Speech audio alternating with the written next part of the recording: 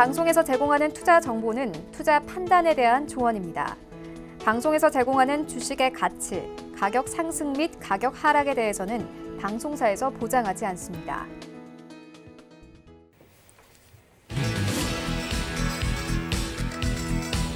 안녕하세요. 베스트 트레이딩맨 거래자들 1부 진행의 이수연, 도지혜입니다. 네, 어제 미증 시가 너무 잘 가서 오늘 국내 증시도 좀 강하게 오를 줄 알았더니 그러니까요. 네, 코스피 코스닥이 아침에만 반짝 급등했다가 바로 하락권에 접어들면서 오늘 약보합권에서 거래를 마쳤습니다.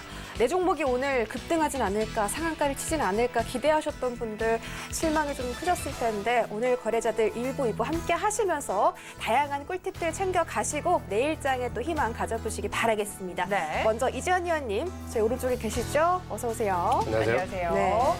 오늘 이제 휴일 또 추석도 보내시고 또 한글날도 지내시고 했잖아요. 휴일 어떻게 보내셨어요? 네, 휴일은 사실 연휴도 좀 겹쳐 있었고 목요일날, 금요일날 미국 시장도 상당히 많이 올랐고 네. 좀 여유롭게 지냈는데 이제 우리 시장이 혼 안 올라서 상당히 이제 좀 어려운 모습을 보였습니다. 네. 그러니까 연휴 기간 동안 추석 이후에 어떻게 보면 우리 시장이 조금 많이 정체되고 어려운 가운데서도 상당히 이제 개인 투자분들이 어려운 구간을 지나가고 있기 때문에 이 부분 좀 해소해주고 싶은데 그래도 지금은 어떤 점보다도 이 시장 잘 인내하는 부분, 어쩌면 기술적인 부분보다도 멘탈적인 부분이 좀 더 중요한 시기라고 좀 봅니다.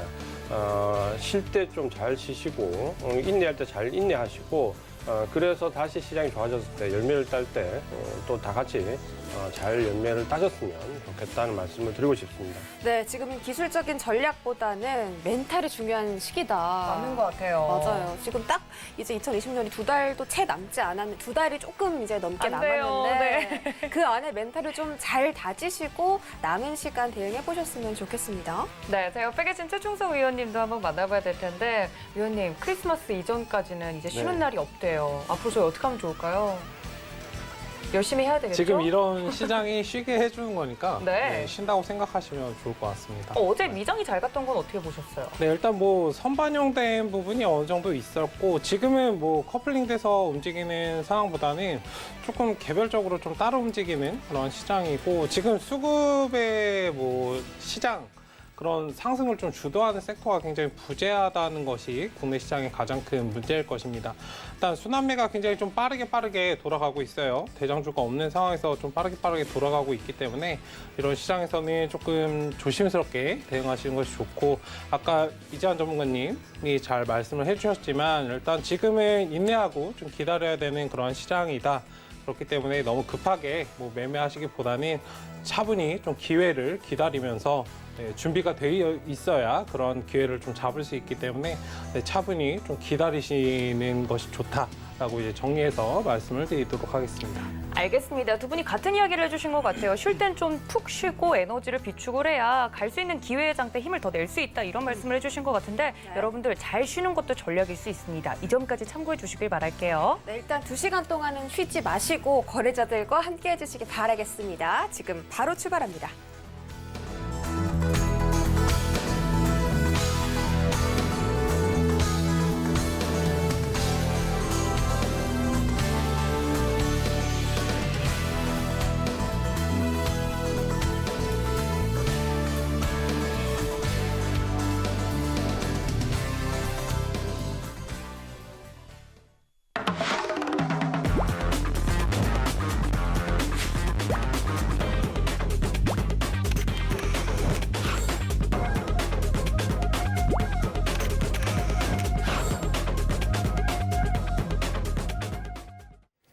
네, 오늘도 본격적으로 거래자들 시작하기 전에 시장 정리부터 해봐야겠죠. 코스피 코스닥이 아침에 진짜 잠깐 올랐다가 다 하락권에 진입을 했습니다. 그리고 약보합권에서 계속 좀 지지부진한 모습을 보였는데 코스피는 외국인만이 좀 사는 모습이었고 코스닥 시장은 개인들만 좀 이렇게 순매수가 나왔는데 오늘 시장은 어떻게 해석해봐야 될까요, 위원님?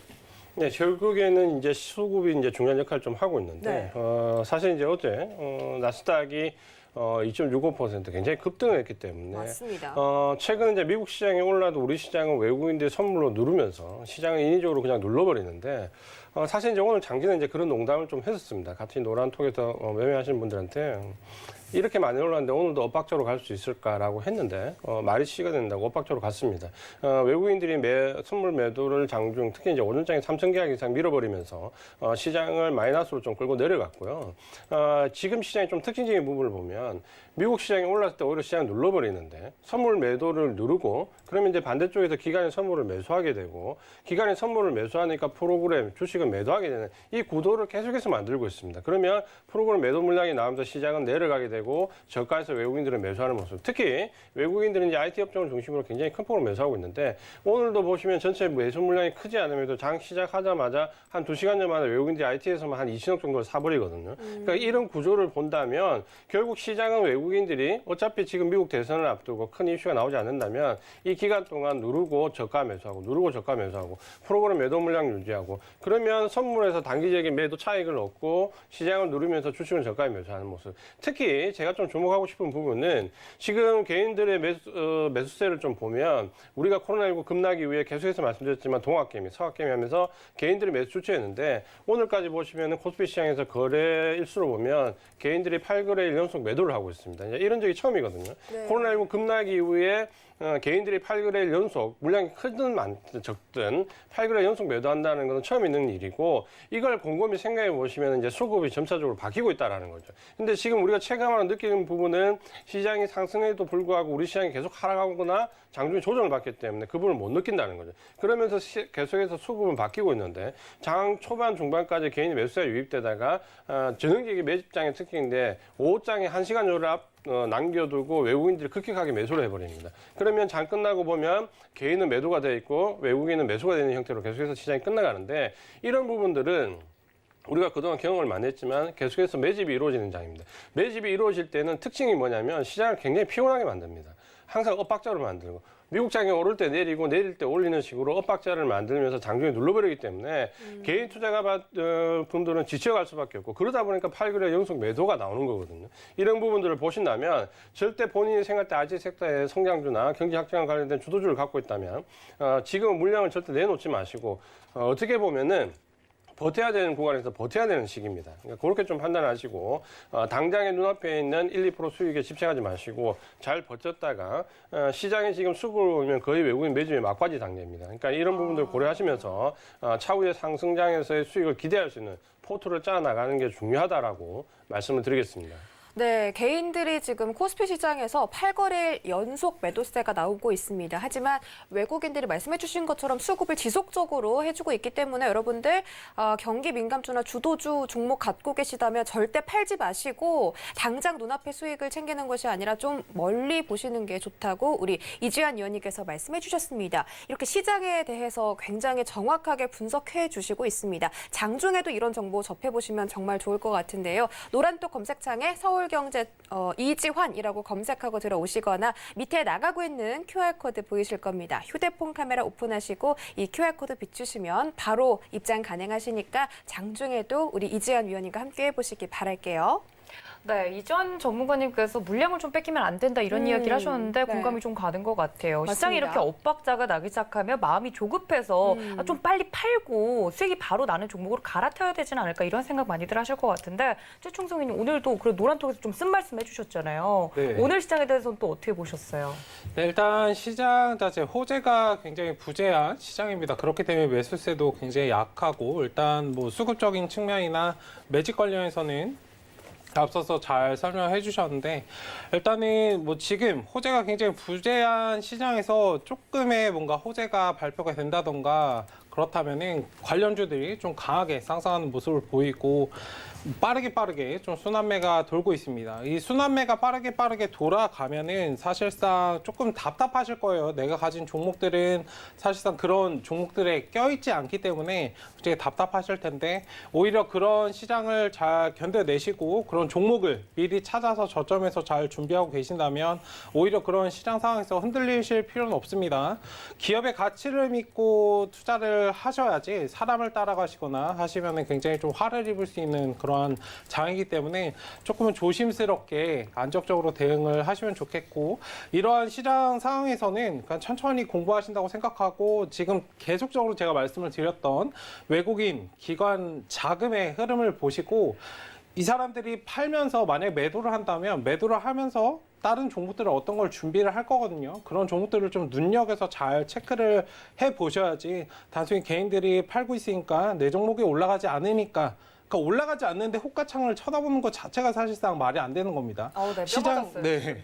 시장이 천천히 그냥 다소 지루하게 움직일 때는 오히려 마인드 컨트롤 하셔야 돼요. 시장의 흐름과 항상 반대로 제가 움직이라고 말씀을 드리는데 시장이 빠르게 움직이고 사람들이 뭐 격화돼 있는 상황에서는 오히려 내 마음을 좀 평온하게 유지를 하고 천천히 움직이셔야 되고 이런 좀 지루한 장이 나올 때는 그런 자금의 흐름, 수급을 잘 체크를 하시면서 오히려 빠르게 움직여서 어떤 종목으로 내가 다음에 수익을 낼 수 있을까로 접근을 하셔야지 시장의 흐름에 따라서 자꾸 움직이시게 되면 내가 지쳐버리게 됩니다. 그러면 내가 수익을 낼 수 있는 그런 기회들을 놓쳐버리는 것이 되기 때문에 항상 미리 선침해서 준비하는 그런 시간으로 조금 삼으셨으면 좋겠다라고 말씀을 드리도록 하겠습니다. 알겠습니다. 말씀해 주셨던 것처럼 두 분의 의견이 동일한 것 같습니다. 빠른 순환매 속에서 길목 지키기를 잘 하고 이 지루한 시간을 어떻게 좀 극복을 하느냐에 따라서 여러분들의 포트폴리오 색깔이 달라질 수 있다라고까지 말씀을 드렸는데요. 저희 최충성 위원님도 노란톡 활짝 열어두고 있습니다. 서울경제 최충성 검색을 하시고 들어오시거나 하단에 나가고 있는 QR코드 카메라 어플로만 비추셔도 입장이 가능하니까 들어오실 수 있고요. 그리고 저희 두 위원님 화요일 날 이제 두 분의 위원님이 나오시는데 워낙에 케미가 좋기로 유명한 두 분의 위원님이 요즘 따라하는 나쁜 분들이 계시다고 합니다. 여러분들 사칭을 하는 분들이 좀 있다고 하다 보니까 크게 좀 한마디 해주셔야 될 것 같은데 사칭하는 분들 요즘 굉장히 많으시잖아요. 네. 인기 좀 실감하세요, 위원님? 뭐 제가 잘하고 있다는 반증이고 네. 근데 아무리 따라하셔도 제가 뭐 매매하는 걸 지금 비웃으시는 거 아니죠? 흐뭇하게 보시는 거죠, 그죠? 우리 그러니까 아무리 그렇게 해도 저희가 매매하는 걸 따라할 수는 없기 때문에 맛집이 괜히 맛집이 아니죠. 그쵸, 맞아요. 왜 요즘 맛집인데요? 왜 말씀해주세요. 맛집이냐고 물어보시면 딱히 뭐 수익이 잘 나니까 맛집이겠죠. 홍시 맛이 왜 나서 홍시 맛이 왜 나냐고 물어본 거랑 비슷한 것 같지 않나요? 죄송해요. 괜한 질문. 당황했네요. 아닙니다. 근데 궁금할 수 있잖아요. 맛집만의 그럼요. 비결이 그게 굉장히 중요한 거잖아요. 근데 비결은 항상 비공개니까. 맞아요. 비밀이니까. 여러분들 정품 노란톡방을 들어오셔야 되고요. 많은 분들이 저희 위원님들은 카카오 이제 노란톡 오픈 채팅방에서만 활동을 하고 계시는데 뭐 다른 채널들이 여러 가지가 있더라고요. 그런 쪽으로 잘못 들어가지 마시고 정품 노란톡방 오픈 채팅방 들어오셔서 저희 위원님들과 함께 이야기 나눠보시면 정품 찐 정보들과 함께 나눠보실 수 있다는 점까지 다시 한번 강조를 드리도록 하겠습니다. 네, 그리고 한 가지 더 알려드릴 게 있는데 잠시 뒤 8시 30분에 서울경제 더하기 채널이 오픈합니다. 오늘 이정수 전문위원께서 상한가 SDN, 신성 ENG 급등에 대해서 말씀해 주신다고 하는데 조 바이든 부통령이 당선된다면 신재생 에너지 관련주들의 엄청난 상승 여력이 예상이 되고 있습니다. 이런 부분들 궁금하신 분들 잠시 뒤 8시 30분에 서울경제 더하기 채널로 이동해 주시면 되겠습니다. 그럼 저희는 오늘의 슬기로운 주식생활 주제 함께 확인하시죠. 노후를 위해 투자할 종목. 2021년이 다가오며 마음이 급해집니다. 시간이 어쩜 이리 빨라지는지 친구들은 집을 샀다고 하고 여기저기 다들 투자 이야기뿐입니다. 노후를 위해 어떤 주식을 사야 할까요? 네, 오늘도 계속해서 노후 대비용 종목 이야기 이어가고 있습니다. 우리 이지한 위원님께서는 주식으로 노후 대비가 가능하다고 생각하세요? 네, 저는 적극적으로 주식으로 해야 된다 좀 생각하고 있고요. 오, 네. 이제 나중에 우리가 이 주제에 대해서 좀 말씀 좀 드리겠지만, 네. 사실 이제 주식 투자는 어떻게 보면 지금까지 좀 일부의 부의 상징처럼 진행되어 왔는 부분이 있는데, 제가 볼 때는 오히려, 우리가 중산층 이하 분들이 더 적극적으로 주식 투자를 하시는 게 맞다고 보고, 그런 이제 도박 같은 투자가 아니라 정성적인 투자를 좀 하신다면은, 아마도 제가 봤을 때는 앞으로는 이 주식 투자만큼 더 좋은 투자 수단이 없을 것이다라고 저는 좀 확신을 하고 있습니다. 다만 네. 이제 그렇게까지 가기까지는 이제 많은 시간과 노력이 필요한데 노후 대비는 오히려 지금 같은 저금리 시대에서는 오히려 주식이 더 맞지 않을까 이렇게 생각을 합니다. 네, 지금 저금리 기조가 계속해서 이어지고 있기 때문에 주식이 이 시국에서는 가장 좋은 노후 대비 방법이다라고 말씀을 해주셨어요. 맞아요. 우리 최춘수 위원님은요? 노후 대비 지금 주식으로 하고 계세요? 주식만 한 게 사실 없죠. 두 분이 또 의견이 일치하네요. 보통은 부동산이나 다른 걸로도 대비할 수 있는데 네. 아니 오늘 왜 이렇게 말이 짧으세요, 의원님? 저번 주부터 많이 짧으셨어요. 아니 정말 신기한 게 여러분들한테 아니, 이거 일러야겠어요. 이건 좀 일러야 되는데 네. 방송이 들어가기 전까진 텐션이 너무 좋으시다가 방송 큐 하고 들어가면 늘 이렇게 차도남 코스프레를 하시더라고요. 우리 도앵커님이 잘 이끌어주세요. 그러니까요. 왜 그러세요, 의원님? 아니 좀 물어보셨으니까 저는 답변을 드린 거고. 알겠습니다. 좀 시간이 네, 필요한 타입인 한 번 더 걸로. 물어봐 주시면 제가 답변을. 알겠습니다. 그러니까 한국 사람은 3-4번이니까 3번 정도 물어봐 주시는 걸로. 아니 네, 우리 합의를 도앵커님이 보겠습니다. 얼마나 억울했으면 그러니까요. 이렇게 생방송 중에 말씀하시겠어요. 맞아요. 네, 일단 우리 이지환 의원님의 오늘 들고 오신 종목 한번 힌트 들어볼게요. 네, 보통 이제 제가 드리는 힌트는 보면 거의 한 90% 정도가 바로 알 수 있는 종목인데 오늘 종목은 아마 조금 쉬운 종목이지만 아마 선입견을 가지고 보시면 못 찾을 수도 있는 종목입니다. 네. 먼저 이제 이 종목 보시면 지금 가장 어떻게 보면 작년부터 올해까지 가장 핫한 섹터에서 글로벌 1위 업체입니다. 그러니까 이 섹터 자체도 굉장히 핫한데 그 섹터 내에서 1위뿐만 아니라 그 섹터 내 글로벌 전체에서 1위를 하고 있는 회사입니다. 실적이 이제 기대감에 항상 차왔다가 드디어 이제 실적이 이제 흑자 전환하면서 이제 포텐이 이제 조금씩 터져나가는 그런 종목이기 때문에 실적도 상당히 좋아지고 있습니다. 그래서 지금 보시면은 외국인들이 집중적으로 매수를 하고 있는데 최근 1개월 동안 외국인이 매수한 3위 종목이라고 모든 종목에서 3위 종목이고요. 최근 한 일주일만 놓고 보면 거의 탑이라고 할 수 있는 종목입니다. 그만큼 외국인들이 집중적으로 매수하고 있는 종목이다. 이렇게 말씀을 드리겠습니다. 일단 글로벌 1위라는 것부터 시가총액이 좀 큰 종목이다라고 저희가 예상을 해볼 수가 있겠고 또 외국인들이 집중 매수를 하고 있다는 점에서 아까 이지환 의원님께서 외국인들이 사들이는 종목 놓치지 말라고 하셨잖아요. 이 부분도 이 종목도 갖고 있다면 여러분들이 좀 꾸준히 들고 가시면 좋을 것 같아요. 제가 지금 종목을 말할 뻔했어요, 실수로. 그러니까 너무 익숙한 종목이다 네, 보니까 지금 말할 뻔했는데 다행히. 잘 참으셨어요. 네. 자, 그렇다면 최충성 의원님께도 오늘 준비해 주신 종목 힌트를 좀 들어봐야 될 것 같은데 우리 차도남 최충성 의원님 길게 말씀해 주실 거죠? 네, 종목 힌트 좀 알겠습니다. 길게 주세요. 네, 힌트를 드려야 되니까 길게. 이건 길게 드릴게요. 네. 일단 핸드폰이 최근에 출시가 많이 되고 있죠. 일단 새벽에 아이폰도 이제 공개가 되는데 일단 핸드폰 관련해서 제가 잘 체크를 해보시라라고 말씀을 드렸습니다. 일단 핸드폰 뭐 부품이나 이런 것들도 있지만 아이폰의 이제 특징 중에 조금 이따 이제 뒤에 주제에서 좀 다뤄볼 텐데 네. 일단 5G가 다 이제 적용이 돼서 이제 나오는 그런 것에 대해서 좀 수혜를 입을 수 있는 뭐 그런 기업입니다.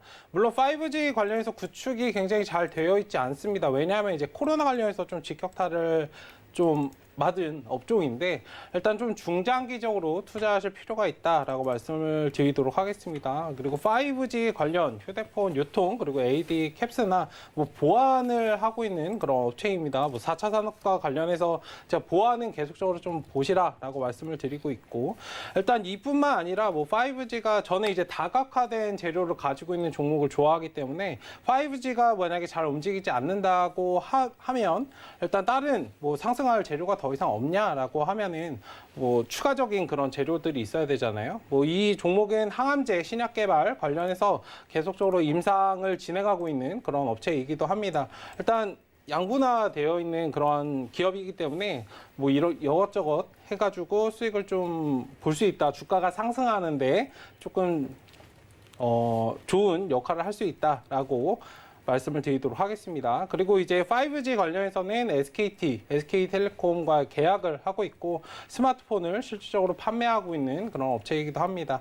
일단 조금 전에 말씀드렸듯이 뭐 여러 분야에서 좀 다각화된 그런 기업이기 때문에 뭐 다수로 좀 호재를 얻어갈 수 있다라고 말씀을 드리도록 하겠습니다. 네, 5G와 관련된 이슈뿐만 아니라 뭐 여러 가지 통신사 그리고 휴대폰 관련된 여러 가지 이슈들에서도 호재를 충분히 받을 수 있는 그런 영향력이 큰 종목이라고 하니까요. 사실 휴대폰이고 5G 이야기가 나왔으면 여러 종목들이 여러분들 머릿속에 스쳐 지나가실 텐데 2부에서 종목명이 공개가 되니까 끝까지 함께해 주시면 좋을 것 같습니다. 네, 그럼 저희는 트레이딩 Q&A 시간으로 넘어가 보시죠.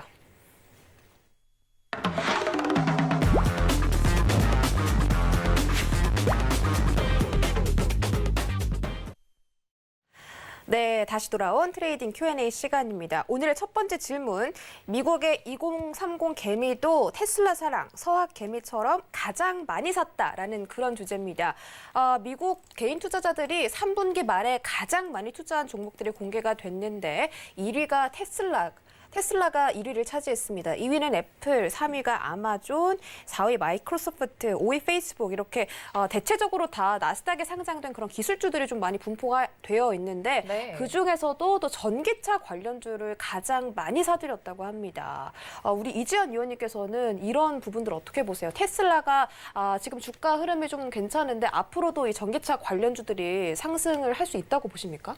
그러니까 아무래도 지금 현재 이제 아무래도 핫한 주식 쪽으로 많이 몰렸다라는 부분인데 네. 테슬라 같은 경우는 어떻게 보면 실패한 투자는 아니거든요. 그러니까 연초 대비로 하면 지금 상승했다가 하락한 부분이 있다고 하더라도 뭐 연초 대비로 한 400% 거의 4배 가까이 주가가 상승했기 때문에 아마도 지금 우리나라에서도 아마 해외 주식 투자에서 가장 성공한 종목이 테슬라라고 저는 보여집니다. 그러니까 저도 상담을 많이 해드렸는데 테슬라로 손실 보신 분들이 그렇게 많지 않아요. 그러니까 최근에 좀 급락했지만 어떻게 보면 수익이 많이 났다가 수익이 좀 줄어든 부분이지 특별히 이제 이 부분에서 많이 물려 있지는 않거든요. 그리고 최근에 테슬라 흐름을 보면 9월달 이후로 굉장히 이제 매도 물량이 많이 나오고 있습니다. 그러니까 차익 물량이 많이 나오고 있기 때문에 뭐 이 구간에서 특별히 물렸다 이렇게 좀 표현하기는 어렵습니다. 다만 지금 미국의 2030군도 이런 쪽으로 많이 샀다, 전기차 쪽으로 많이 샀다고 했는데 이 부분은 이제 우리 개인 투자가분들, 그러니까 한국에 있는 투자가분들로 본다면 지난번에도 우리가 방송을 했지만 크게 투자의 방향이 경기 민감주와 테슬라를 비롯한 애플 같은 IT 성장주 이렇게 양방향으로 나눴습니다.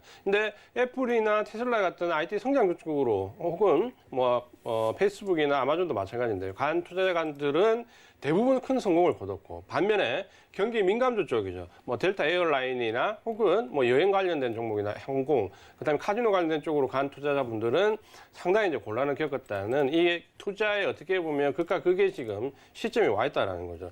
테슬라는 저도 차익 실현 신호를 한번 들었는데 주가 흐름이 이제 앞으로 어떻게 봐야 되느냐. 사실 이 주가를 부양할 수 있는 모멘텀은 웬만한 건 다 나왔습니다. 그러니까 뭐 액면 분할부터 해서 배터리 데이부터 해서 이전에 중국 수출 물량 관련된 부분까지 수많은 부분 이제 모멘텀이 다 나왔고 그렇다면 이제 지금 테슬라에서 주가 모멘텀을 부양할 수 있는 것은 딱 하나밖에 없습니다. 바로 중국에서의 성공 이제 확장 여부인데 결국 지금 테슬라가 올 한 해 주가가 이만큼 크게 뛰었던 이유는 중국에서의 의외 선전입니다. 그러니까 테슬라가 연초에 주가가 굉장히 안 좋을 것이다. 흑자 전환 못할 것이다. 적자가 커질 것이다라는 부분에서 중국의 매출로 이걸 반번에 뒤집어 버렸거든요. 흑자로. 그렇다면 지금 현재 이제 중국 시장에서 이 테슬라가 보여주는 이 저력이 얼마만큼 확장이 될 것이냐 안 될 것이냐. 테슬라의 CEO도 계속해서 강조를 하고 있지만 중국에서의 확장성을 가장 성공 사례로 꼽고 있거든요. 그러니까 하반기에도 이런 부분들이 과연 유지가 될 것이냐, 원하는 만큼 확장될 것이냐. 사실 지금 그 부분에 대해서는 계속해서 잡음이 나오고 있지만 제가 봤을 때는 확장이 어느 정도 이루어질 거라 봅니다. 그렇게 본다면 지난 9월 달에 미국의 IT 관련된 대형 종목들이 급락한 이후에 주가 반등 정도를 본다면 테슬라가 가장 논란의 중심이 있었지만 그 반등이 적지 않습니다. 그렇게 본다면 테슬라를 너무 비관적으로 볼 필요는 없지만 연초 대비로 400% 올랐던 것만큼 눈높이를 크게 가져가서는 안 된다. 시장 수익률 상회 정도로 생각을 하시고 중국 관련 모멘텀이 얼마만큼 잘 연그러지는지 이 부분에 좀 주목을 해서 보는 관전 포인트가 필요하다. 이렇게 말씀을 드리겠습니다. 중국과 관련해서 테슬라를 좀 잘 지켜보면 좋을 것 같은데 중국에서도 또 테슬라 같은 전기차를 개발하고 있잖아요. 그러니까 만약에 이제 중국판 전기차 시장이 좀 활성화가 되면 테슬라가 점유율을 뺏기는 상황도 있을까요? 아마 이제 초창기에는 그런 부분이 좀 힘들 것 같고요. 네. 대신에 이제 중국차의 공격은 아마 앞으로 이제 거세게 좀 나올 것이고, 다만 이제 테슬라의 구조적인 부분을 본다면 중국의 부품업체들이나 장비업체들 교묘하게 잘 활용하고 있거든요. 마치 이제 애플처럼 그런 부분들을 좀 보신다면은 당분간에 바로 그런 반전이 나오기는 좀 어려울 것 같지만 테슬라가 중국에서 확장성을 예를 들어서 조금이라도 잡음이 들린다면 주가는 좀 상당한 충격을 받을 수도 있습니다. 그러니까 그런 부분 때문에 테슬라 신경을 많이 쓸 거고, 참고로 보면 지금 이제 중국의 1공장과 2공장 지금 이제 들어가 있는 상태고, 아시아에 이제 3공장을 짓는데 그게 이제 한국이 굉장히 유력하다라는 부분이 지금 나와 있고, 한국이냐 일본이냐 굉장히 지금 논란거리가 좀 되고 있는데, 테슬라 이제 공장의 발주의 원칙이 있습니다. 무조건 매출이 많이 나오는 곳에서 공장을 짓거든요. 근데 테슬라가 일본에서는 3%도 안 됩니다. 매출 비중이. 일본 전체 자동차 비중이. 그래서 아마 공장을 한국에 짓는 게 가장 타당성이 높다라는 부분을 보면 아마 테슬라는 어쨌든 아시아 쪽에서의 확장 기조를 유지하는데 상당한 공을 들일 것이고 그 부분이 주가를 부양하는 데 중요한 역할을 할 것이다라고 말씀을 드리겠습니다. 알겠습니다. 아시아권역 중에서도 또 매출이 높은 국가에 테슬라의 공장이 좀 설립이 된다면 그 부분에 대해서 주가가 영향을 받을 수 있기 때문에 관련 이슈들 여러분들이 잘 팔로우업을 하시면 되겠습니다. 네, 말씀드렸던 것처럼 테슬라와 더불어서 이런 기술주들이 잘 가는 걸 보면서 서학개미들의 눈도 틀리진 않았다 이런 생각이 드는데요. 이 부분에 대해서 최충성 의원님 어떻게 보십니까? 네, 일단 뭐 글로벌적으로 전 세계에 이제 투자들이 다 모여 있는 그러한 뭐 종목이다라고 말씀을 드리고 싶은데 일단은 뭐 4분기 관련해서 주가 전망이나 이런 부분 굉장히 좀 긍정적으로 볼 수 있습니다. 어쨌든 천천히 좀 끌어가시는 그런 전략으로 좀 보시면 좋을 것 같고 상승도 굉장히 충분히 더 이끌어 갈 수 있다. 다만 예전에 올라갔을 때 제가 뭐 적당히 이제 종목이 올라가면 저는 그 자리에서 매수를 하지 않거든요. 왜냐하면 제가 어떤 종목을 매수할 때는 항상 말씀을 드렸지만 내가 상승을 이 종목을 사서 매수를 해서 수익을 볼 때 내가 먹을 수 있는 폭이 얼마나 되는가를 보고 매매를 하라고 항상 말씀을 드리거든요. 네. 일단 상승폭 자체 그리고 탄력성이 예전에 올라갈 때보다 그렇게 가파르게 크게 올라가진 않을 겁니다. 그렇기 때문에 계속적으로 좀 유동적으로 반복 대응을 하시면서 끌고 가셨으면 좋겠고 그리고 이제 매수를 하실 때는 뭐 제가 항상 조심하라고 말씀드린 부분 중에 사람을 쫓아서 매수하시지 말라라고 말씀드린 게 있어요. 일단 아까 이재한 전문가님께서도 뭐 중국 시장이나 이런 것들을 잘 말씀하셨지만 제가 말씀드리고 싶은 포인트는 그 중국 시장이나 그런 재료들을 잘 체크를 하시고 관련 기사들 영업이익이 실질적으로 기존에는 이제 뭐 전기차나 뭐 계속적으로 뭔가 발전시켜가는 그런 것들을 해왔다면 기대감에 상승을 했다면 지금부터는 실질적인 그 모멘텀 그런 부분들이 뒷받침이 돼야 추가적으로 더 많이 상승을 할 겁니다. 일단 영업이익은 기본적으로 깔려야 되고 더 많이 증가가 돼야 될 부분이고 일단 그러한 부분들을 잘 체크를 해서 좀 투자하시는데 내가 예측이 가능한 범위 내에서만 항상 움직이시는 그런 전략으로 좀 대응을 하셨으면 좋겠고 주식은 항상 선반영이 됩니다. 내가 알고 있다라고 생각을 했을 때는 내가 알고 있는 것들을 다른 사람들도 알고 있지 않을까라고 한번 생각을 해보신다면 이런 부분들에 조금 뭐 리스크를 잘 조절할 수 있지 않을까라는 말씀을 드리도록 하겠습니다. 네, 테슬라를 포함한 다양한 기술주들의 상승이 눈부신 건 확실히 맞습니다. 특히 테슬라 같은 경우는 어제의 고점이 오늘의 저점이다라는 이야기가 있을 정도로 지금까지 무서운 성장세를 보여줬는데요.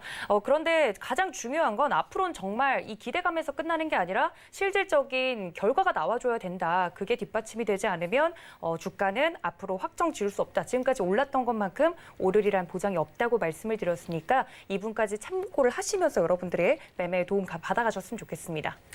네, 그렇다면 바로 다음 질문 넘어가 보도록 하겠습니다. 내일 새벽 2시 애플의 아이폰 12가 공개됩니다. 드디어. 13일에서 14일로 넘어가니까 오늘 밤에서 넘어가는 새벽 그쵸? 2시에 발표가 되는데 애플에서 공개하는 첫 5G 스마트폰이기 때문에 또 집중적인 그런 스포트라이트를 받고 있는 것 같습니다. 네. 어제 애플 주가가 6.3%가 올랐는데 지금 또 시간의 거래도 살펴보니까 1% 넘게 상승을 하고 있더라고요. 그러니까요. 어제 기술주를 이끈 게 네. 애플이었다고 해도 과언이 맞습니다. 아닐 정도로 많이 오르긴 했는데 네. 그리고 또 많은 분들이 5G 세대에 맞는 첫 이제 애플 아이폰이기 때문에 네. 슈퍼 사이클이 일어날 수 있다. 많이 기존에 아이폰을 쓰셨던 분들도 이번에 갈아타면 맞아요. 확 물갈이가 될 수 있다 이런 이야기를 하더라고요. 네, 저도 아이폰을 쓰고 있는 유저로서 유저시죠, 네. 5G 스마트폰이라고 하니까 또 구매 욕구도 더 그러니까요. 올라가고 코로나 때문에 이 수요가 좀 눌려 있던 게 이번에 확 풀리지 않을까 이런 기대감이 있거든요, 위원님. 어떻게 보세요? 갑자기 왜 웃으시죠? 아이폰 쓰신다고 하니까 네. 아무래도 아이폰 쓰시는 유저분들은 그거만 쓰시잖아요. 그렇죠. 네. 사랑하죠. 근데 갑자기 맞아요. 그 생각이 나서 저는 한 번도 써본 적이 없거든요. 그래요? 지금 네, 아이폰 어떤 분이 쓰시고 계세요? 우리 저는 한 도행커님? 번도 써본 적이 없거든요. 저는 갤럭시 유저인데 그 전에 아이폰을 썼었어요. 근데 이제 갈아탄 사람으로서 둘 다 좋긴 한데 아이폰은 워낙에 충성도가 높아서 쓰시는 충성도요? 분들은 네. 최충성 의원님 아이폰 쓰고 있어요. 아이폰 쓰시네요. 충성도가 높죠. 네, 아이폰에 완전 충성 하시더라고요. 어디가 좋아요, 의원님? 아이폰에 네? 비해서 앞으로 5G 세대 첫 아이폰이잖아요. 사실 거예요? 사실 건가요? 바꿀 때는 됐습니다. 오. 오래돼가지고. 네. 좋은 핑계거리가 생겼군요. 근데 5G라 조금 망설여지네요. 저는 왜요? 오히려. 네. 왜요? 5G가 아까 뭐 다 알고 계시겠지만 5G가 구축이 잘 되어 있지 않기 때문에 아마 5G 쓰시는 분들은 조금씩 다 아실 거예요. 뭐 그거에 대해서 뭐 잘 안 터진다 뭐 이런 말씀들을 많이 하시는데 네. 일단 그런 부분들 때문에 오히려 조금 걱정이 되긴 합니다. 네. 그러면 답변하신 김에 계속 이번 답변을 먼저 말씀해 주세요. 그러니까요. 뭐 5G와 관련돼서 기대되는 부분들이 많잖아요. 관련 섹터들도 튈 가능성이 있을까요? 네, 일단은 뭐 5G 관련해서 주식은 뭐 기대감이라는 부분을 완전히 배제할 수는 없기 때문에 그 선반영돼서 올라가는 부분들도 있고 일단 5G 관련주들 그리고 이번에 좀 아이폰의 특징은 기존에 이제 액정 우리가 보는 액정이 다 OLED가 탑재된다는 부분에 대해서 일단 5G나 OLED 관련주들은 어느 정도 좀 수혜를 입을 수 있지 않을까. 물론 기존의 뭐 부품 관련주들이나 이런 부분들도 많이 있지만 일단 이런 부분들이 조금 시장에서 더 부각이 될 수 있지 않을까 일단은 보고 있습니다. 네. 알겠습니다. 그럼 이지환 전문가님께도 여쭤봐야 될 것 같은데 아까 약간 말하기가 꺼려진다고 하신 게 애플 주가나 뭐 관련된 종목들의 흐름이 좋지 않을 것이라고 좀 예상을 해서 그러신 건가요? 그렇지는 않고요. 네. 애플 주가 어제 이제 6% 정도 뛰었지 않습니까? 네. 이제 좀 전에 말씀하신 것처럼 지금 이제 아이폰 이제 12가 나오면서 이 슈퍼 사이클 오지 않을까라는 기대감인데 이 슈퍼 사이클 오기 위해서는 먼저 이제 사실 이 모델 자체가 메가 체인지가 돼야 됩니다. 애플 지금 이번에 나온 12의 가장 큰 특징을 본다면 사실 어떤 특징일까 제가 외부적인 부분부터 외관적인 부분도 많이 뜯어봤는데 사실 이전의 모델과 외형은 똑같습니다. 그래서 큰 모델적인 차이는 없거든요. 근데 이제 이 부분이 왜 이렇게 큰 이슈가 되냐면 사실 지금까지 아이폰을 보면 갤럭시와 비교를 했을 때 사실 성능이 고사양이진 않았습니다. 그러니까 특정 액세서리 부분과 액세서리와 관련된 부분, 뭐 특정 카메라라든지 어떤 특정 기술이라든지 이런 부분을 내세우지만 그런 부분들이 전체적인 갤럭시를 넘어서는 고사양이라고 말할 수 없는데 이번에 이제 이 아이폰 12 같은 경우는 예를 들어 탑재되는 반도체 칩, 뭐 APA 칩이나 이런 부분들이 갤럭시를 능가한다라는 첫 이제 레포트가 나오고 있습니다. 그러니까 그만큼 실제적인 고사양이다라는 부분을 좀 실현했다라는 부분이 가장 큰 특징이고 이런 부분 때문에 AI와 관련된 부분이나 증강현실과 관련된 뭐 이런 부분들이 바로 접목이 가능할 정도다라는 기대감을 가지고 있다라는 부분인데 아마 이 고사양이라는 부분이 결국 이제 아이폰 12의 가장 큰 장점이다라고 아마 내세울 것 같습니다. 그래서 지금 보신 것처럼 뭐 좀 전에 최충석 의원님 말씀하신 것처럼 OLED 이쪽은 제가 봤을 때도 상당한 파급 효과가 있을 것 같고 네. 여기에 이제 MLCC 같은 경우도 삼성전기에서 공급을 하거든요. 그러니까 이런 부분들도 상당히 도움이 될 것 같고 어떻게 보면 이번에 그 애플의 아이폰 이 12는 이전에 이제 굴욕을 좀 만회할 수 있는 기회가 되는데 사실 우리가 잘 알고 있는 것처럼 애플 같은 경우는 전부 다 외부에서 전량 공급을 받기 때문에 예를 든다면 예전에 애플 아이폰 X가 OLED로 갔다가 그 다음 시리즈가 오히려 LCD로 다시 되돌아가는 경우를 겪었거든요. 왜냐하면 OLED 공급처를 찾지 못해서 어쩔 수 없이 다시 예전으로 돌아가는 경우가 있었고 그런 부분에서 여러 가지 상황을 좀 본다면 아마도 이번에 아이폰 12는 처음으로 갤럭시의 사양을 넘어서는 물론 이제 이 아이폰의 주장입니다. 갤럭시의 최고 수준의 사양을 넘어서는 고사양이다. 아마 여기에 포커스를 맞출 것 같습니다. 알겠습니다. 아이폰에 대해서 또 아이폰이 만약에 출시가 된다면 관련 5G나 OLED 종목들에 대해서 어떤 흐름이 나올지 여러분들께 체크해드렸으니까 한번 잘 챙겨가 보시길 바랄게요. 그럼 바로 다음 질문 넘어가 보도록 하겠습니다. 네. 현대차 그룹 수소 유통 인프라 구축 시동이라는 주제입니다. 현대제철이 이 수소를 생산하는 친환경 제철소를 역량을 강화시키겠다라고 하면서 이제 많은 다른 기업들과 MOU를 체결했다고 하는데 아예 이 차세대 수소 시대를 현대가 좀 잡겠다 이런 의미로 보이거든요. 현대차나 기아차나 이 수소차 시장에 지금 진입을 하려고 많이 지금 시도를 하고 있잖아요, 위원님. 이런 이슈는 앞으로 현대차나 관련 현대그룹 주가에 또 어떤 영향 미칠까요? 단기적으로도 물론 이제 반짝적인 좀 힘을 줄 수 있지만 네. 제가 볼 때 굉장히 장기적으로 긍정적인 효과가 나올 수 있습니다. 왜냐하면 이 수소차와 관련된 부분에서 제가 항상 말씀드리는 부분은 결국에는 이제 충전 인프라를 만들 수 있느냐 없느냐 차이가 가장 크거든요. 왜냐하면 이 수소 충전소의 건립과 관련된 부분이 어떻게 보면 이전에 다른 자동차 회사들이 극복하지 못한 가장 첫 번째 이유거든요. 예를 든다면 우리가 지금은 이 수소차, 수소 전기차죠. 수소 전기차들이 상용화되는 첫 번째 상용화를 실행했던 그룹은 현대차가 아니고 도요타입니다.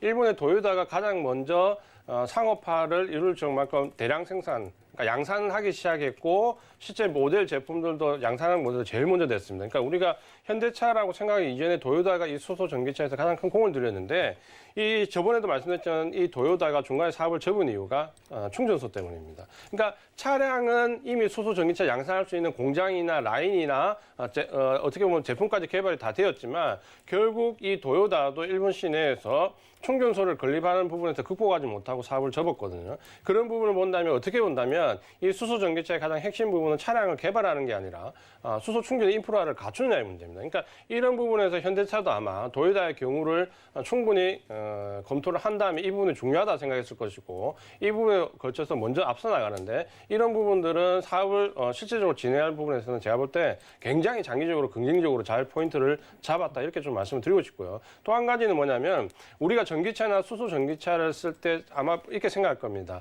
석유를 쓸 때보다는 상당히 저렴할 것이다라고 생각할 겁니다. 그러니까 결국에는 전기나 이런 부분 우리가 값싸다는 느낌을 받는데 실제로 지금 수소차를 쓰시는 분들은 휘발유가가 이렇게 단위당으로 계산해 보면 거의 차이가 없습니다. 그러니까 그만큼 지금 현재 싸지 않거든요. 왜냐하면 이게 양산화되거나 어떤 보편화를 돼야 되는데 그렇지 않기 때문에 그런 부분인데 만약에 현대차가 먼저 나서서 이 부분을 좀 보편화시키고 수소 가격, 그러니까 충전 가격을 낮출 수 있는 인프라를 구축한다면 제가 볼 때 글로벌하게도 이런 부분들은 상당히 능력을 인정받을 수 있고 우리가 항상 그렇잖아요. 어떤 특정 없던 섹터가 새로 생길 때는 항상 이 리딩 업체가 가장 포커스를 받고 주목을 받는데 그럼 전기차에서 테슬라 마찬가지고 2차 전지에서 우리나라 업체들이 주목을 받는 거 마찬가지로 리딩 업체가 중요한데 아마도 이 부분은 리딩 업체를 결정이 있는데 가장 결정적인 부분이 이 수소 충전 인프라와 관련된 부분, 그다음에 수소 에너지와 관련된 부분, 이 부분을 컨트롤하는 것이라고 볼 때 제가 볼 때 현대차가 굉장히 방향을 잘 잡았고 장기적으로 꼭 필요한 과정이다.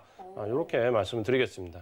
네, 지금 말씀해 주신 게 굉장히 중요한 말씀인 게 리딩 업체가 항상 이 선점하면 주가 상승에 가장 많은 영향을 미치잖아요. 전기차는 테슬라고 뭐 2차 전지 배터리는 뭐 LG화학이 있듯이 수소차에서는 현대차가 리딩을 딱 잡겠다. 만약에 이렇게 된다면 정말 앞으로 정말 장기적으로 위원님 말씀해 주신 것처럼 호재가 일어나서 주가 상승에 굉장한 여력을 미칠 것 같습니다. 네, 그리고 오늘 같은 경우는 또 현대차 그룹 내에서도 이슈도 있었습니다. 정의선 현대차그룹 수석 부회장이 이르면 14일에 회장직에 오를 수 있다는 이야기를 하면서 3세 경영진이 이제 이 경영권을 잡으면서 좀 더 강력하게 리드할 만한 그런 이슈들을 끌고 와야 되는 거잖아요. 네. 그런 점에서는 또 긍정적으로 수소차 관련된 종목들이나 이런 것들이 잘 갈 수 있는 이슈들은 충분히 있는 것 같아요. 근데 수소차 관련돼서는 수소차 자체에 대해서 이게 아직도 꿈의 차다 이렇게 맞아요. 이야기하시는 분들도 있거든요. 네. 그 부분에 대해서는 어떻게 보세요, 위원님? 네, 일단 실효성의 문제인데 아까 저장 용기나 뭐 이런 부분들, 저장 탱크나 저장 충전소 이런 부분에 대해서 계속적으로 고민을 해봐야 될 겁니다. 물론 차는 만들 수 있지만 일단 그런 부분들을 시내에 우리가 살고 있는 뭐 가까이 충전소 할 수 있는 그런 곳에 좀 들여놓을 수 있을지 그 부분이 되기 위해서는 굉장히 좀 오랜 시간이 걸릴 거고. 네, 피부로 좀 느껴지기까지는요. 일단은 특히 우리나라 같은 경우에는 뭐 전기차도 마찬가지이지만 뭐 요즘에는 이제 간혹 뭐 테슬라 전기차가 보입니다만 사실상 이 전기차가 나온 것도 한참 됐는데 우리가 이제 눈에 보이기 시작한 지가 사실상 얼마 되지 않아요. 물론 주식을 해서 제가 그런지는 모르겠지만 오히려 그런 것들이 눈에 안 보이다가 요즘은 조금씩 보입니다. 그만큼 사람들이 바뀌어가는 이게 굉장히 느리다고 말씀을 드리는 겁니다. 일단은 아까 뭐 충전하는 뭐 지금 뭐 기름을 그냥 넣는 거랑 그냥 수소를 충전하는 거랑 별로 차이가 없다고 말씀을 하셨었는데 일단 그런 부분에서 이런 부분이 잘 활용이 되기까지는 굉장히 좀 오랜 시간이 걸릴 수 있다라는 점. 물론 주식은 선반영되고 기대감에 먼저 움직이지만 이런 부분들을 항상 좀 인지하시고 투자를 너무 중기적으로 장기적으로 접근하시는 것보다는 지금 당장은 조금 유동적으로 계속적으로 반복 대응하시면서 좀 끌고 가셔야 되는 그런 구간이다라고 말씀을 드리고 싶습니다. 그리고 글로벌 글로벌적으로 어느 정도 이런 부분들이 잘 확정이 되고 좀 입소문이 나기 시작한다면 네. 물론 현대 관련 그룹주에는 굉장히 좀 긍정적인 영향을 미칠 수 있을 것이고 일단 그런 부분들이 일단은 잘 해결이 됐으면 좋겠습니다. 알겠습니다. 또 현대차가 앞에서 말씀드렸던 것처럼 좀 리드를 하느냐 마느냐가 현대그룹 관련돼서도 뿐만 아니라 현대그룹과 관련된 종목들의 주가 흐름도 결정지을 수 있다는 말씀을 해주셨는데 맞아요. 현대차 같은 경우는 지금도 너무 많이 올라왔잖아요. 전 진짜 너무 궁금한 게 현대차 앞으로 지금 이 상황에서 주식 투자 입장으로 신규 진입이 가능할지가 저는 제일 궁금합니다. 이지현 전문가님 어떻게 생각하세요? 그러니까 지금 같은 경우에 만약에 예를 들어서 이제 이 부분을 보신다면 네. 그 최충성 전문위원님이 항상 하시는 말씀 중에 하나인데 이렇게 중간에 따라가서 예를 들어서 수익을 더 낼 수 있는 구간인가 아닌가를 보고 심사숙고해야 된다는 부분을 많이 얘기하는데 마찬가지인데 최충성 위원님 오늘 제일 처음에 했던 얘기 중에 하나가 뭐냐면 순환매가 빠르다라는 얘기를 초반에 했잖아요. 그렇죠. 그 부분이 굉장히 지금 좀 주목을 좀 하셔야 됩니다. 뭐냐면 네. 오늘 지금 개인들의 수급을 보면 장 초반에 외국인도 사 들어가고 개인도 오전에 같이 사 들어갔거든요. 근데 보면 외국인들은 IT 섹터 쪽에서 지금 저가 매수에 들어가는 거고 개인들은 어디에 몰렸냐면 화학이나 운송장비에 다 몰렸습니다. 그러니까 운송장비 자동차 쪽이죠. 이쪽 다 몰렸는데 그게 뭐냐면 최근 한 달 동안 운송장비나 화학 쪽으로 외국이나 기관의 선별적 매수에 들어오면서 주가를 많이 끌어올렸거든요. 그러다 보니까 이제 그쪽으로 개인들이 다시 이제 또 들어가는 거예요. 근데 순환매가 빠르다라는 거는 지금 벌써 그쪽에서 차익 매물을 일부 넘기고 있는 거거든요.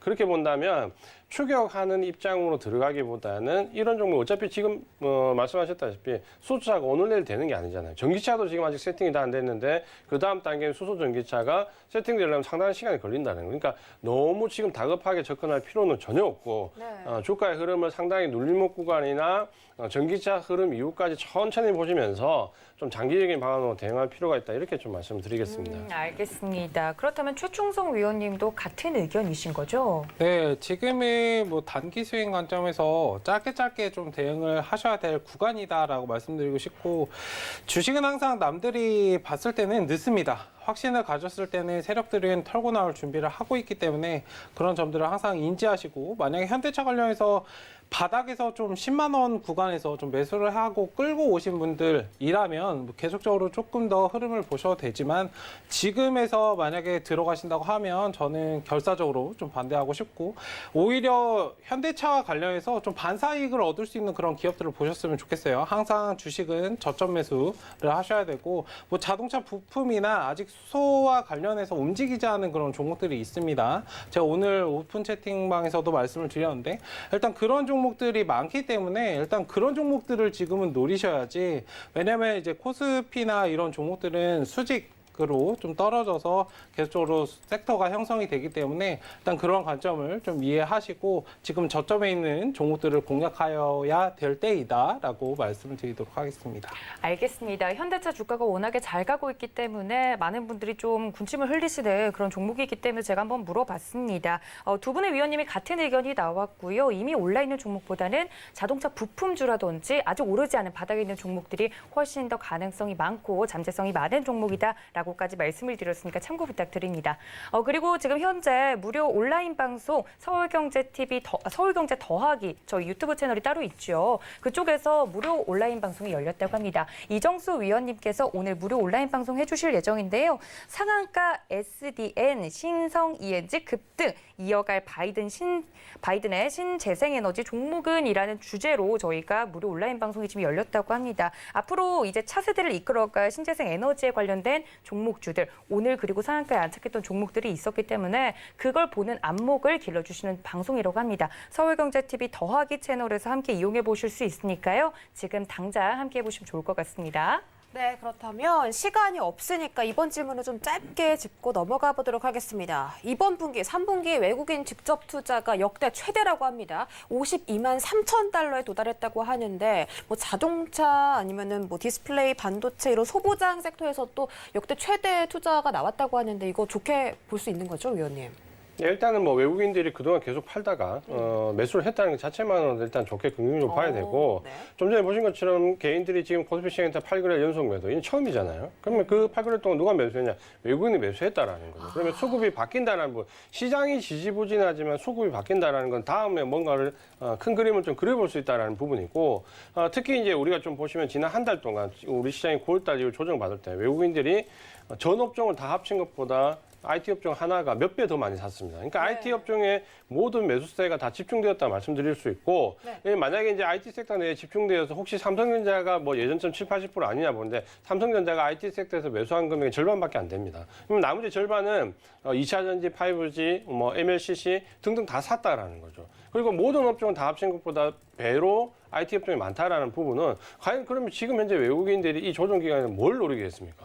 어디를 섹터를 사겠습니까? 소비재를 사겠습니까? 경기 확장재 쪽에 많이 비중을 두겠습니까? 운송 장비 가겠습니까? 화학 가겠습니까? 압도적으로 지금 IT를 많이 사고 있잖아요. 그러면 이 부분을 보신다면 지금 현재 우리가 IT 업종에서 개인들이 계속해서 많이 던지고 있는데 던져야 될지 사야 될지 한번 잘 생각해 보시기 바랍니다. 네, 굵고 짧은 조언이었습니다. IT 섹터에 외국인 수급 들어오고 있다. 여러분들 잘 체크해 보시기 바라겠습니다. 그럼 저희는 어제 저희가 또 처음으로 공개해드렸던 특별한 영상 상암동 주린이 함께 만나보시죠. 상암동 주린이. 안녕하세요 여러분. 여러분의 주식 요정 도하나입니다. 오늘도 상암동 주린이 시간이 돌아왔습니다. 여러분들이 궁금해하실 만한 주식의 기초 용어들을 하나부터 10까지 차근차근 설명해드리는 코너죠. 지난 시간에는 코스피와 코스닥 시장에 대해 알아봤는데요.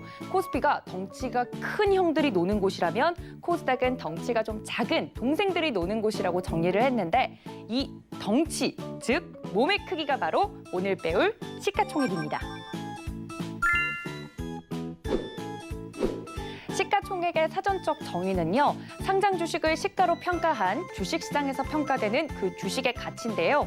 즉, 한 회사의 한 주의 가격에 총 주식수를 곱하면 이 회사의 덩치, 즉 시가총액을 알 수 있는 거죠. 코스피 시장에는요. 이 시가총액이 상대적으로 큰, 몸집이 큰 기업들이 많고요. 코스닥은 시가총액이 좀 작은, 상대적으로 덩치가 작은 기업들이 많이 있습니다. 그래서 시가총액이 큰 종목들은요. 주가가 쉽게 흔들리진 않고 완만하게 움직이는 반면 시가총액이 작은 가벼운 종목들은요. 상대적으로 작은 이슈나 소문에도 쉽게 흔들리겠죠. 자, 그럼 이 시장 속에서 제일 덩치가 큰 친구들이 각각 있겠죠. 코스피 시장에서 가장 덩치가 큰 시가총액 1위 기업은 바로 삼성전자입니다. 오늘 녹화일 기준 삼성전자 한 주의 가격은 59,900원인데요. 현재 삼성전자의 시가총액은 약 357조 5,900억 원이라고 합니다.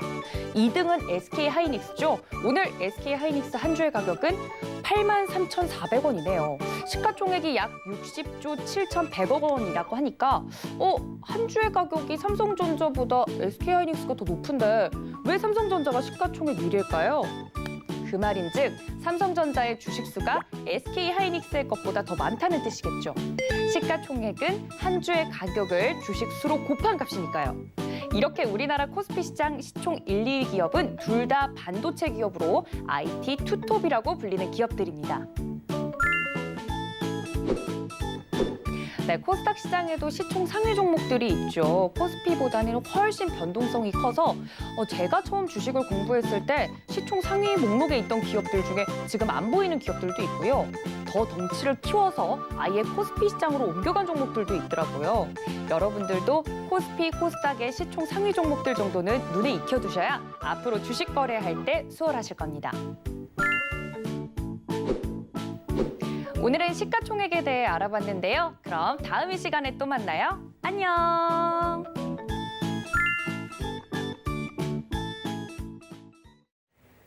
네, 이렇게 상암동 주린이 저희가 함께 만나봤습니다. 오늘은 시가총액에 대해서 설명 자세하게 들어봤는데 네. 우리 시청자 여러분들께서 안경도 잘 어울리고 머리도 잘 어울려요 하시는데 내일 언제 한번 실제로 하고 나와주세요. 네, 저는 잘 모르는 사람인데 네, 저는 너무 좀 닮았어요. 닮았다고 하니까 네. 저도 한번 노력을 해보도록 하겠습니다. 알겠습니다. 이렇게 거래자들 1부 1시간 동안 힘차게 달려왔습니다. 2부에서는 저희가 위원님들의 종목 공개하니까 끝까지 채널 고정해 주시기 바랍니다. 바랄게요. 참고로 본 방송에서 제공해드렸던 정보는 투자 판단에 대한 조언일 뿐 해당 주식의 가치나 수익률을 보장하진 않습니다. 또 배트맨은 자본시장 통합법까지 준수하고 있습니다. 1:1 투자 상담부터 유사 수신 행위까지 모든 불법 사항들을 엄격하게 금지하고 있다는 점 전해드리면서 저희는 2부에서 다시 돌아올게요. 채널 고정!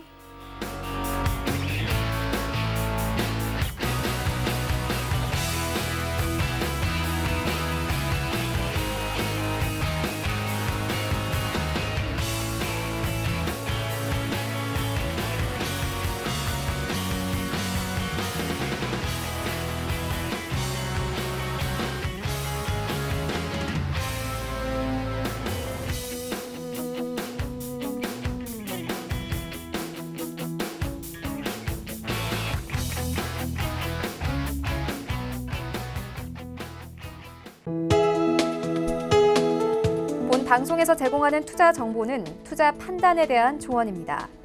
방송에서 제공하는 주식의 가치, 가격 상승 및 가격 하락에 대해서는 방송사에서 보장하지 않습니다.